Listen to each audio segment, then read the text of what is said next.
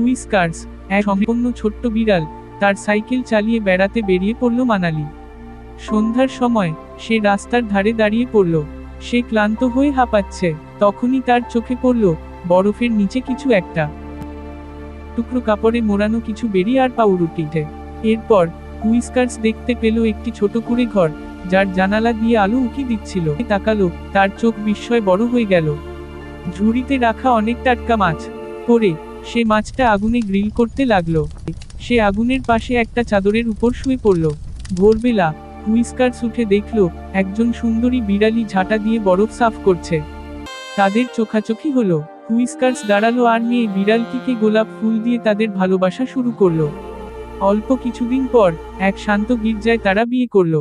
ঘন্টা বেজে উঠল, ভালোবাসা ছড়িয়ে পড়ল চারপাশে। হাতে হাত রেখে তারা একসাথে হেঁটে চলল। দূরে এক উষ্ণ, আরামদায়ক ঘর অপেক্ষা করছিল।